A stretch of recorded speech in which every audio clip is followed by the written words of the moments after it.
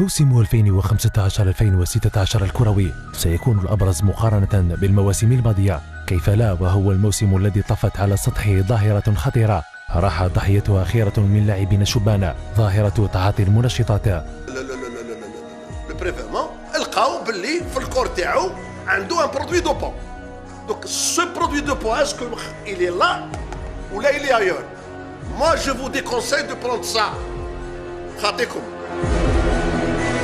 هادو خاطيكم، راكم تاكلوا مليح بعدو من هاد لي كومبليمون اليمونتير، سي با بور فو.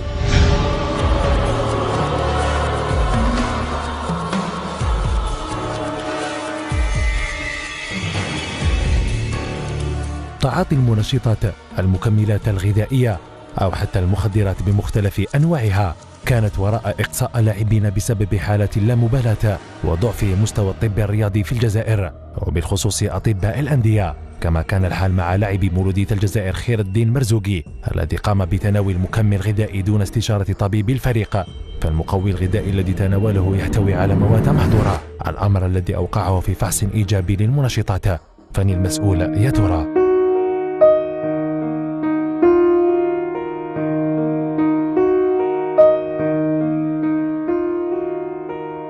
كومبليمون اليمونتير وكانت فيه لا سوبستانس هذه اللي صابوها، وهو كي تكلمت معانا قال لي انا عمري ما دنيت لهذا الشيء والله غالب و سي في افوار ان بو سي في افوار. القرار كان قاسي شويه، ما نقدرش ما نامنوش باسكو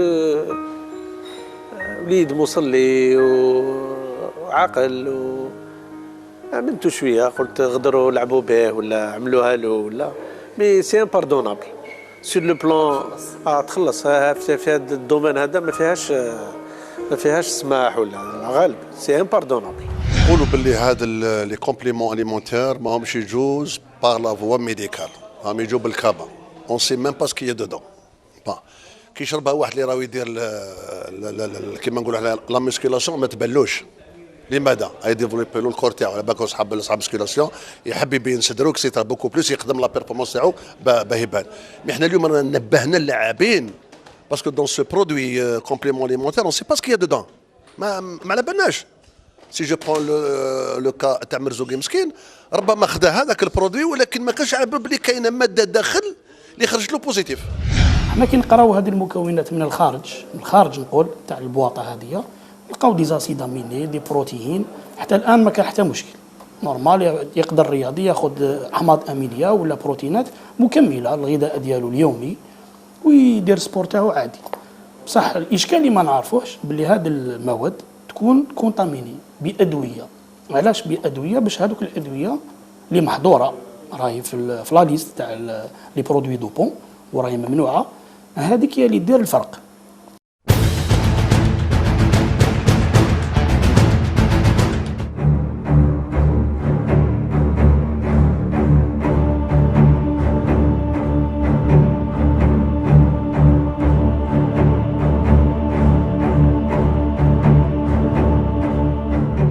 الحديث عن المنشطات يقودنا للولوج إلى ظاهرة أخرى تفشت في أوساط الشباب، ألا وهي بناء عضلات جسم قوية وفي ظرف وجيز.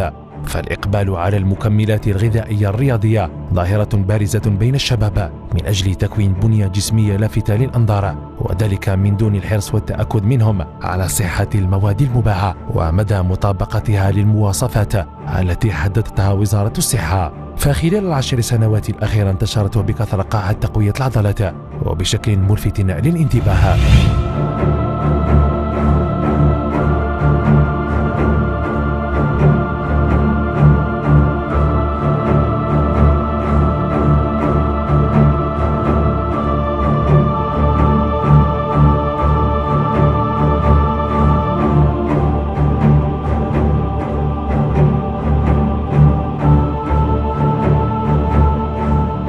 الظاهرة اللي راهي درك هذه الإنسان يتأسف والإنسان يتوحد الخلاق كيفاه الناس ولا الأولياء ولا المسؤولين تاع النوادي يخليو اللاعبين يمارسوا هذا الشيء هذا ولا يتعاطوا هذه المنشطات. وراه طبيب الفريق، وراه المسؤول الاول تاع الفريق تاع النادي اللي باش pour mettre le holà pour mettre fin à ce genre de phénomène pareil. في ليصال دو ميسكولاسيون هنايا مشكل. علاش هذاك لاماتور اللي راهو يدير الرياضه تاعو راهو كيما كامل الناس يدير في كمال الاجسام نقدروا نقولوا، بصح ماروش مراقب. ونلقاو توجور هذوك المكملات الغذائيه يلقاهم هذاك الرياضي داخل لاصال دو سبور ويتناولهم بدون ما يعرف واش كاين في هذا البويض. دفع الهوس الشديد للحصول السارع على جسم رياضي رشيق الشباب للجوء إلى بروتينات غير معروف مصدرها أو ما تحتويه من مكونات التي قد تكون غير صالحة للاستخدام، الهدف من تصنيعها جني أرباح كبيرة بطرق غير شرعية دون اكتراث لصحة الإنسان. ما يخص هذو لا فونت انارشيك entre parenthèses تاع لي سوبليمون اليمونتير dans les magasins, dans les salles, etc. اولا احنا درنا لتر الى monsieur le ministre درناها le 19 novembre 2015 وين on dégage toute responsabilité ce qui se passe dans les salles privées concernant la consommation des produits en supplément alimentaire ou les produits interdits. On a fait des remarques, on a fait des visites à travers les salles et quelques magasins à l'intérieur du pays وين الحالة كاتاستروفية. المكملات هذه يعني السعر ديالها يكون مرتفع جدا، ولهذا هناك بعض الباعة يعني صابوا حيلة يعني باش يبيعوها بالتدسئة الصغيرة، أي يقدر يكون يعني الكيس الواحد اللي فيه 15 كيلوغرام ويقدر يتجاوز السعر ديالو نقدر نقول ما بين 15,000 حتى ل 20,000 يعني الثمن ديالو يبيعوا يعني بال 500 غرام. لكن الطامة هنا يعني باش يقدر يبيعوا بسعر مغري هناك بعض الباعة ولا أقول لهم تجار يخلطوها بما يعرف بالعامية الفلون، لافاني تاع الفلون يخلطوها ويحطوا شوية حبيبات الأصلية ويقولوا لهم باللي هذه خلطة يعني كونت من أجلكم الإنسان اللي يشربها برك. فهنا المستهلك لما يذوقها راح يقدر يصيب الذوق تاع الفلون، لكن ما تجيش في باله باللي هو فلون خالص ما عنده حتى علاقة بهذه المكملات. وهنا التحايل يعني يقدر يخلص دراهم كبار على جال الفلون تاع 1000 فرنك 10 دينار.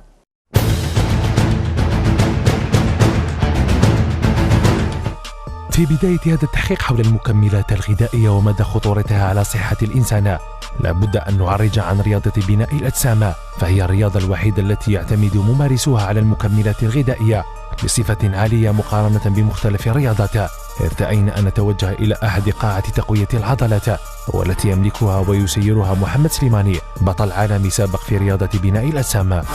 انا كرياضي في الفريق الوطني بيان سور ناخذهم غراتويتمون سي نورمال باسكو راني رياضي في الفريق الوطني، سبونسور هذا هو اللي سبونسورني على مدار السنه ناخذهم من عنده غراتويتمون.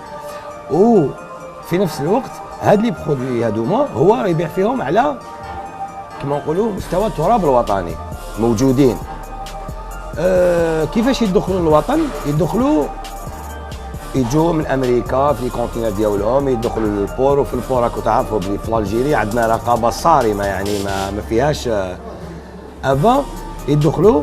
وحنايا كي قبل ما ناخذوهم كاين وين نروحوا مع لو سبونسور تاعنا هذايا نشوفوهم يديروا لهم تحاليل نشوفوهم بلي حاجه اوريجينال. حنا باش الحق وين الفريق الوطني قبلنا نديروا معاه كيما نقولوا سبونسور تاعو باش قبلنا حتى شفنا لي ريزولطا ديالهم بلي حاجه كما نقولوا طبيعيه وما فيها اوكان هرمون ولا عبسه اللي تضر الصحه. عندنا اللجنه الطبيه في المكتب الفيدرالي تاعنا وين نتبع الرياضيين تاعنا فيما يخص المأكولات تاعهم يعني النيوتريسيون انسي كو لي سوبليمون اليمونتير اللي ياخذوهم الرياضيين تاعنا على مدار السنه يعني توت لاني ياخذوا لي بروتين وياخذوا لي زاسيد اميني وياخذوا لي الكرياتين والجليتامين اكسترا. وهذو لي برودوي احنا نشريوهم من لا سورس ستادير من عند ليزامبورتاتور. والامبورتاتور هذايا اللي نشريو من عندهم لو برودوي يجوز على البور يا ان سيرفيس سوفي سانيتير دونك سي دي برودوي كونترولي avec des certificats de laboratoire سورس تاع البرودوي. حالات وفيات، أزمة قلبية حادة، قصور كلوي، عقم، بل حتى عاهات تظهر على صغار من يفرط أو يتناول مكملات غذائية ذات مكونات مجهولة. ففي السنوات الأخيرة كثرت حوادث وفيات الرياضيين، تعدت الأسباب ومن بينها أعراض جانبية تسببها المكملات الغذائية التي تقوم بتعطيل عمل الغدد لينتهي الأمر بأمراض خطيرة أو سكتات قلبية مفاجئة. كاين هذوك البويت اللي قلنا عليهم فيهم دي كورتيكويد. وشنو هذا الكورتيكويد؟ دواء هدايا يدير ريتونسيون دو، يشد الماء في الجسم تاع الانسان. وهذاك الرياضي كي ياخذو ريغوليرمون بيان سور، يشوف الميسكل تاعو بدا يديفلوبا ايتو، يقول لك هذا خلاص راني لقيت على هذا البرودوي. هنا هو الاشكال الكبير. بصح هذاك الدواء ماروش معين في لا ليست، ماروش مكتوب مع الاحماض الامينيه وكلش. واش نقولوا باللي هذا البرودوي اللي كونتاميني بهذاك الدواء. وهنا هو الاشكال الكبير. كاين ادويه بزاف، احنا قلنا عطينا مثال واحد، هذوما لي كورتيكويد. هذو لي كورتيكويد مشكل كبير في جسم الانسان، تقدر دير قصور كلوي، تقدر دير امراض واحده اخرى منها ارتفاع ضغط الدم، امراض القلب ثاني نديروا لاشتيه ولي مرضي كاردياك. بيان سور كاين بروبليم ثاني واحد اخر في هذا الكورتيكويد اللي ياخذوه، يبدل النظام تاع الهرمونات تاع الانسان. اكثر من القصور الكلوي سي لاكس ايبوتالامو هيبوفيزير هو اللي راح ينتوج. دونك يكون عند هذاك الرياضي يجي يدير كمال اجسام باش ينفع روحه او راح يضر روحه بصفه سور.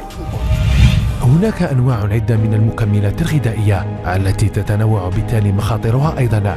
فهناك بروتينات على شكل مسحوق تعمل على زيادة الوزن، حيث تحتوي على نسبة عالية من الكربوهيدرات والسكر وحتى الفيتامينات، مع جدول غذائي الذي لا يستطيع اللاعب الحصول عليه من الوجبات الغذائية العادية. ولأنه كلاعب كمال الأجسام يجب أن تتوفر له كمية الكافية من التغذية الصحية.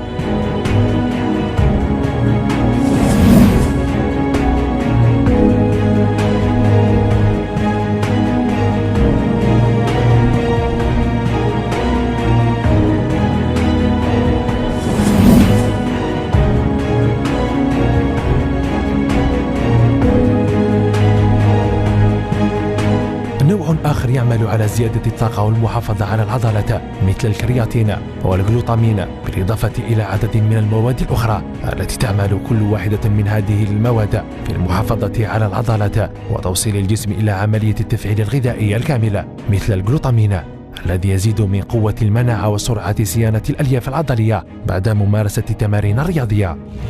كونسوماسيون دي زاتليت تاعنا ياخذوا لا بودر هذيك لا واي بروتين ريش اون بروتين، دوزاج تاعها دو 70 à 80 حتى 85% دو بروتين في 100 غرام.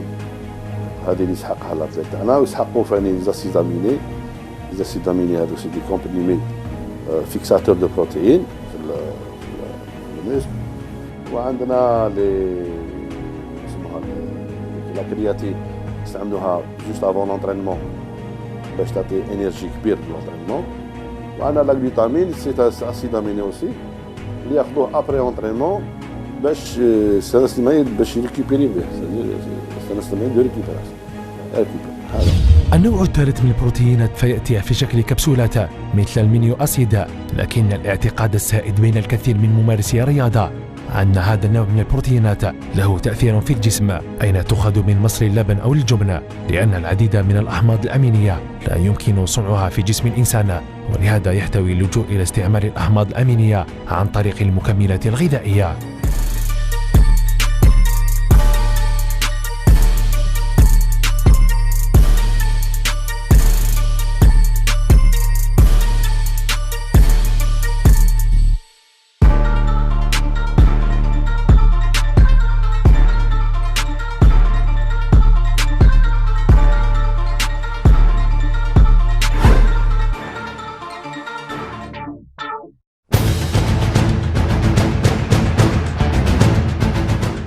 أخطار المنشطات والمكملات الغذائية لم يكن ظهورها مؤخرا، بل كان منذ سنوات عديدة. فما وقع مع عدة لاعبين من المنتخب الوطني سنوات الثمانينات كان بمثابة اللغز الذي حير الجميع من عاش حقبة محمد شعيب، قاسي السعيد وجمال منادى. هؤلاء وتحت وصاية المدرب الروسي روغوف آنذاك تم تجريب مقويات عضلية على لاعبي المنتخب الوطني دون معرفة مكوناتها، تجربة كلفت هؤلاء الكثير. فجمال مناد مثلا أنجب طفلة معوقة، فبالرغم من عدم التأكد من سبب الإعاقة إلا أن التفسيرات أرجعت السبب إلى المواد التي تم تناولها في حقبة الطبيب الروسي روغوف. احنا كنا نحضروا نفوسنا وكان فيه طاقم طبي على رأسه واحد الطبيب روسي، سيتي ان ميدسان روس اللي كان في ستاف تكنيك مع روغوف مع لي زادجوان شرادي تو، كان يعطينا سوا ديزون هو يقول لك سي دي فيتامين دي كومبليمون يعني تاع فيتامين تاع فورتيفيون تو باش يعاوننا على المردود على باش بور ريتروفي نوتر فورم بور ريكوبيري تو.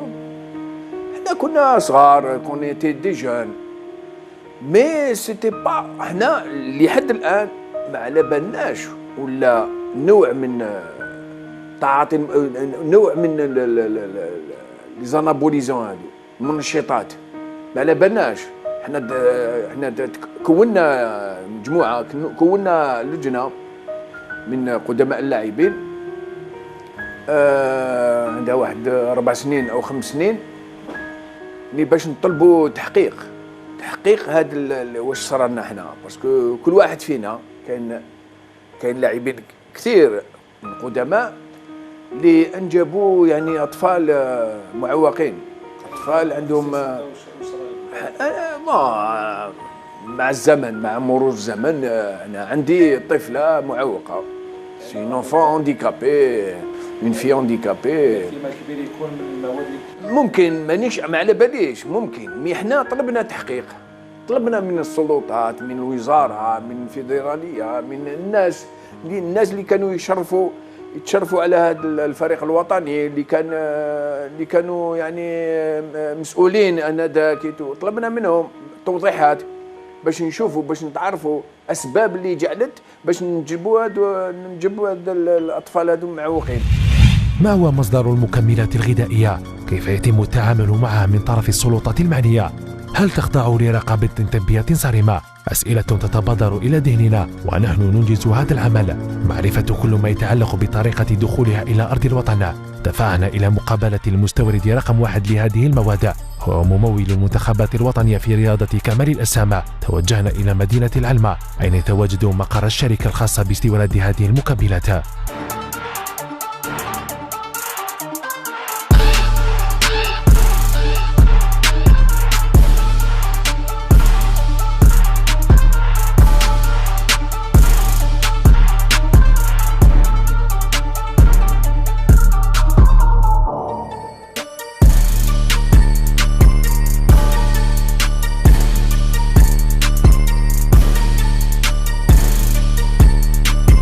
فيما يخص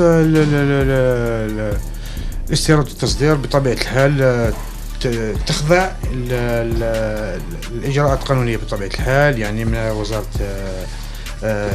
التجارة. يعني لازم يعني البضاعة لما توصل للميناء لازم تكون عندها ترخيص بدخول هذا المنتوج ويخضع يعني الرقابة يعني من وزارة التجارة اللي الفرع تاعها الجودة ومكافحة الغش. كذلك يعني عندنا سيرتيفيكا يعني الجودة لهذا المنتوج، يعني ما فيش حتى أضرار يعني لجسم الإنسان. يعني كل شيء يعني في إطار قانوني. كاينين يعني بعض الناس تجار انتهازيين يعني صح يقلدوا كاين قلدوا المنتوج يعني، وعملنا بلاغ يعني عند مصالح الدرك يعني كاين واحد قلد المنتوج يعني وقاموا بالاجراءات يعني القانونيه والحمد لله. يعني جميع هذه المواد اللي تدخل الحمد لله يعني للجزائر، اول حاجه يعني قبل ما نتحدثوا على وزاره الصحه هنا وقبل ما نتحدثوا على وزاره التجاره هنا، يعني هي تتحدث هي هذه اي منتج هذه يعني مكمل الاجسام تخضع لوزاره الصحه العالميه. وزاره الصحه العالميه على سبيل المثال هذه هاي هنا الجي ام بي هذه معناتها هذه تخضع، هذه هنا تخضع يعني لوزارة الصحة العالمية، يعني قبل يعني وزارة الصحة الجزائرية. تفاقم الوضع بعد اكتشاف وجود أشباه تجار يستغلون الطلب الكبير على المكملات الغذائية، مما جعلهم يستوردون هذه المواد بطريقة غير شرعية أو ما يعرف بالكابا، الأمر الذي دفع جمعية حماية المستهلك إلى المطالبة بتحويل نشاط استيراد المكملات الغذائية أو مشتقاتها من وزارة التجارة إلى وزارة الصحة، وتصبح خاضعة لرقابة طبية صارمة من أجل الحد من أخطار تناولها واستعمالها العشوائي. هذه المكملات أصلا هي مكملات صحية، ومن غير المعقول أن تباع ما دون قطاع الصحي. هذه المكملات نصنفها كهي شبه صيدلانية، فعلى وزارة الصحة اللي هي التي تؤطرها. من غير المعقول أن له إنسان ما عنده حتى علاقة مع الصحة يروح يبيعها. نعطيكم على سبيل المثال، يقدر إنسان يكون مريض عنده قلبه، يقدر يكون عنده يعني عروض جانبية، لما يروح عند بائع أمي من جانب الصحة راح يبيعها له وتكون آثار سلبية. لكن لما تكون مؤطرة من وزارة الصحة ويكون أناس مختصين يقدر ينصحوا هل هو مؤهل لتناولها، وما هي الكمية التي لا يجب أن يتعداها حسب صحته، حسب الرياضة اللي يديرها، وحسب سنه. من غير المعقول أنه طفل صغير تاع 15 سنة يأكل هذه المكملات. من غير المعقول أنه إنسان فاق 45 سنة يأكل هذه المكملات إلا إذا شاف الطبيب. وهنا اللي نقولوا باللي حان الوقت لمنع مثل هكذا تجارة، ومنع هاد التجار باش يستعملوا أو يبيعوا هذا المنتوج. نو ماتونو شوف تاعك ماتونو راهي تزير كاع بلي كومبليمون اليمونتير، روح شريها وين حب، ولا شغل لي زيربوريست راه شري كاع. ماتونو ما كانش حاجه اللي تمنعك ما تشريش، قال حبيت نسمن يمد لك، حبيت نشيان، ولكن سي كومبليمون اليمونتير اون نو سي با كاسكو يا دودون، سي ان ميستير جاي مشمع. انا ورينا الباطون قبيل اون سي با، ما تعلمكش واش كاين داخل. وحنا هنا اون الجيري اون با دي لابوراتوار اللي تقدر دير فحص كبير جدا. حنا اليوم درنا اون ديمونستراسيون هنا تاس باش عرفنا باك الجوار هذا واش كيما نقولوا بالدرجه تاعنا واش بلع.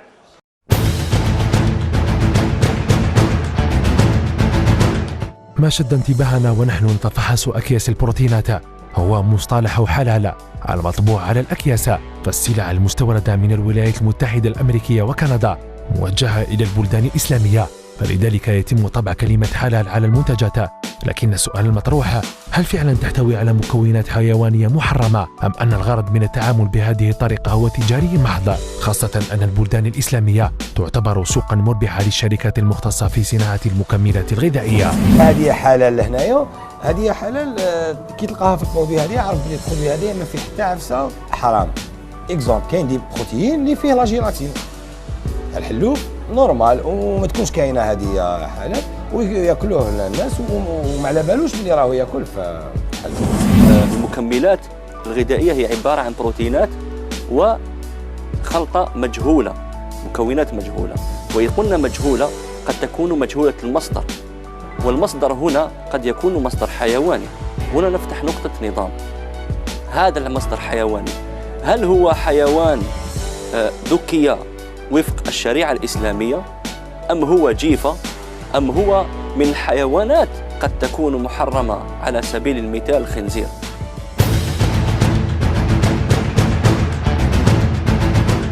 إذن وبهذه الطريقة انحرف ضمير الممارسة الرياضية من سكته النبيلة إلى ما هو أخطر على البشرية، فجني المال وتحقيق أكبر عدد من الأرباح.